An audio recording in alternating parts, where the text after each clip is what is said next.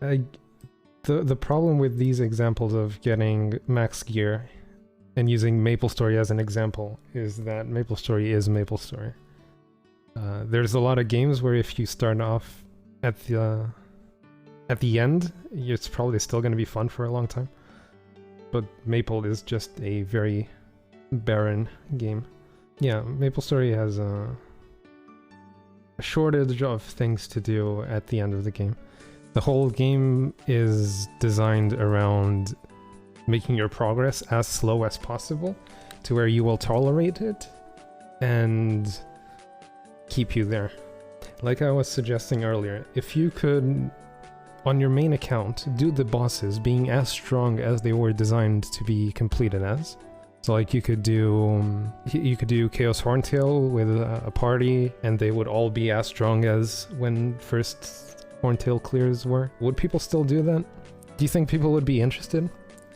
Are the bosses in Maple that engaging that people would gimp themselves to play those to play those bosses? People stop playing faster because if they don't progress themselves? I mean, they stop playing faster because they reach the point where they realize that the game doesn't have much to offer faster. So yes, it is true. I'm gonna put a different point, which is killing the boss is the reward, not getting the gear. You feel happy because you killed the boss, not because you got a piece of gear. The time investment to go beyond where I am right now is way too high for me, so I would rather start playing the game again and having a good guild with friends to chat with. In-game or out-of-game? Maple is all about the journey. Yeah. Like I was saying before you arrived, the game is very barren. Goal shouldn't be to do everything and be done. Ideally the game would have a point where it is done until new content rolls out. But there is no such thing as being done in Maple. If you are consistent with grinding, even then... Like, what is done? 25 stars everything? It's statistically impossible to be done with the game. No matter how many hours you put into it. By the time you reach Black Mage, you must have found some friends. Through what the game provides you, I beg to differ. Through outside of the game, I agree. The game doesn't really push you to interact with other people. And I already had this discussion the other day. This is as close to a single player game as you can get being in an online game. And it does once you get to hard bosses. Hard bosses are not mandatory though. Not in the very least. So to the point where things are important, you can do everything by yourself. The first time that I ever talked to anyone in game, okay, not like meeting them through Discord or whatever, that doesn't count. The first time that I ever talked to anyone was in KMS, after I already played this game for like 3 years. And the reason for that was that he asked me like, he went into my map, he asked me something, and I can't read Korean. So I have a copy-paste ready saying I don't speak Korean. So I posted that. And after I was done what I was doing, he followed me into town and started just typing to me in very, very, very broken English. And we spent about 30 minutes talking because no real reason. And that was the first time that I ever talked to anyone in-game. And the second time was on EU, when the Hotel Maple thing was bugged, and I asked the person who was there at the shops if they were also having the same bug. That is the only reason that I've ever talked to anyone, is to ask if they have the same bug that I do. It says a lot about the game, I think. I'm dead. I'm not dead. And then his friend came? No. But there were also other random strangers just popping in and being like, oh, wait, you're not Korean. That's cool. It wouldn't be the same if it was an actual offline single player. I equate this game a lot to Path of Exile, as in, sure, you can join up to play with other people, and you can trade with other people, but that's not where you're gonna spend 99% of your time. So other people are just, you know, they're there for bosses, and when they're not there for bosses, they are a hindrance to you. If you like trading. But if you like trading, MapleStory is not a very engaging game. Have you ever played EVE Online? Now that's an economically interesting game. You would quit if it was a single player game? Really? 99% of the time you are playing by yourself though. Well, more than 99% of the time. You join up with people for once a week for maybe up to 1 hour. And that is all. And everything else, you're just doing things by yourself. But I chat in buddy chat? Have you heard of this thing called Discord? You don't need to be inside of a game to use a chat room. Yeah, you could have someone from a totally different game, exactly. Or the same way that I talk a lot with Kami, and he plays on NA. We don't even play the same game. And we still talk to each other. I mean, I know I'm IRL friends with him, but we still talk about this game, even though we don't play together. Right? Here's my problem with Maple, okay? I've already said this before, but I started playing this game to play with someone, and throughout the whole time that I played this game past 200, I partied up with this person about 6 times. Well, maybe 10, when we were doing Choo Choo. And that is it. And that is... well, I started playing to play with this person, and now we don't even play together because it's not a multiplayer game, it's not a party game. Yeah, you interact with people through the market, but on Reboot you don't even have that. If it was a single player game, you'd never have met any people to talk to. Yeah, like I said, it's 99.9% single player, and then the 0.1%, yes, you talk to people. But the game doesn't even have, besides guilds, it doesn't even have a way to find people. Say for example that I want to do... let's do normal Lucid. Oh wait. How am I going to find people? And it's not like I can go to the main city where, you know, people don't even stay there. It's not like I can go here and talk to people because there's 20 different channels in which I might or might not see other people depending on which channel I'm in the city. So you have to do all of this through other means outside of the game, which is Discord and stuff. And yeah, I've met more people through Discord than I've met through the game because, you know, it is mostly a single player game. Even on non-reboot.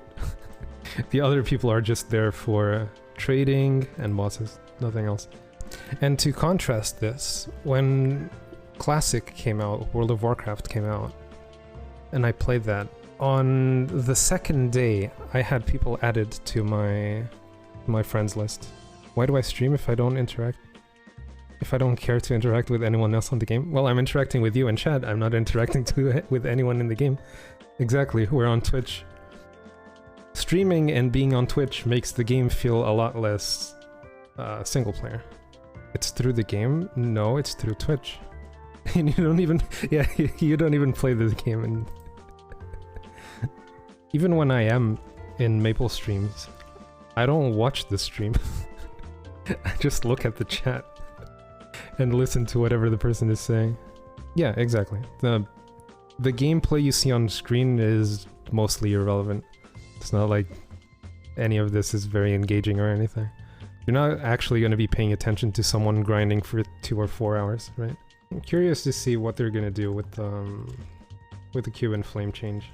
Because if it ends up being worse than it already is, I don't know.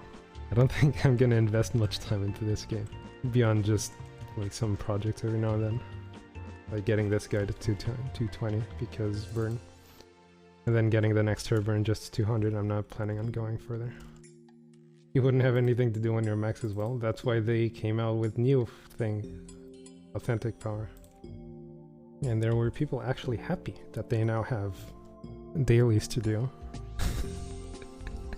I don't understand people. More like, I don't understand Maple people. Maple players, I guess. I wonder if the exponential growth thing that you get from gearing and stuff, if that is actually detrimental to being able to design a good game.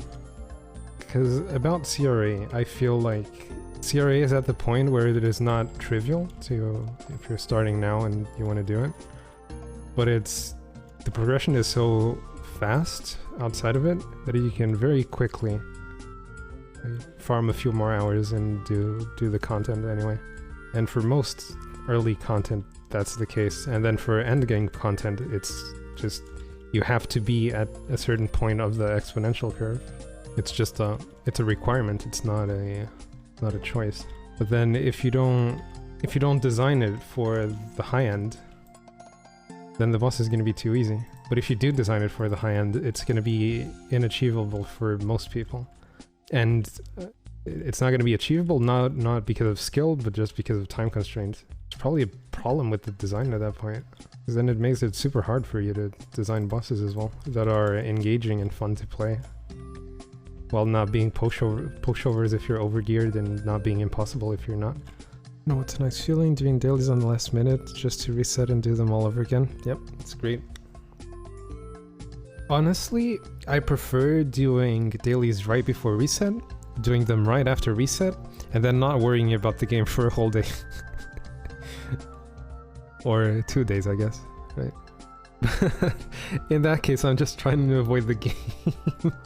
I might as well go play something else then. What's on the top left? It's a... Oops, and I used the iframe right when I shouldn't. But there's still a safe spot there. It's a... Yeah, it's a 0-player game that is completely pointless and just to make fun of 0-player games. If you want to know the name, look up Progress Quest. It is the name of it. And it all started because we were talking about... Oh, there's still a safe spot there. Let's pull this guy.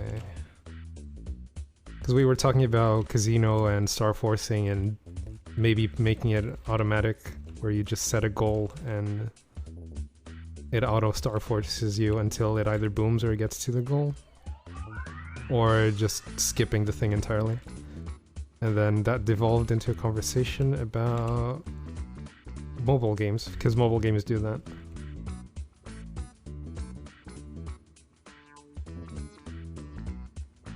I'm done. Without any way of surviving. Great. It's so great when you die to a boss, not because you messed up, but because you actually had no chance of... Right, is it finally...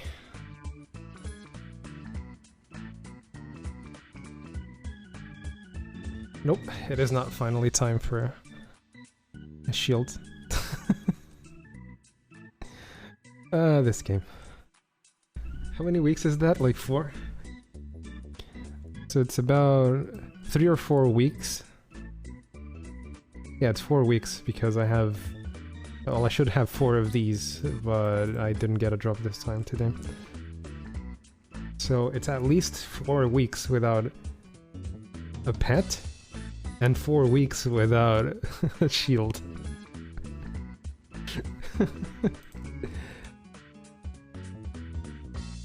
That is so sad. Oh yeah, you were asking what was on the top left. It's this. It's made to make fun of... It was originally made to make fun of MMORPGs. Because this is over 10 years old. And 10 years old means mobile games weren't really a thing, so 0-player AFK games were not a thing. So it was originally made to mock MMORPGs, but now... just mocking everything in general. God, considering I didn't get a pet from Hard Hill, I do not feel like even touching the shadowware. So I guess that project is dead. I'm not getting shadowware to 220. Fuck that. Also, people can say whatever they want, but the hard Halo pet is not 50-50. There is no way in hell that thing is 50-50. First part, you can use a guide, it's 1 to 2 minutes, and then RNG up to 4. 5 minutes per run. That's 15 minutes of your time.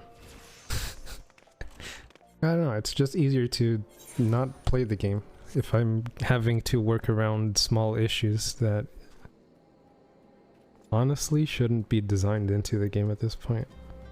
You're so dependent on pets for looting at this point that they shouldn't be something that you get in game. I think should just be given to you from start. And KMS is not going to bring it up because,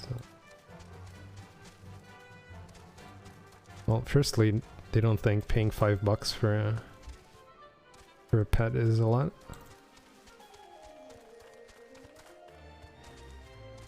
And secondly, on non-reboot, you can just buy it, the other ones. You can buy it off of other people.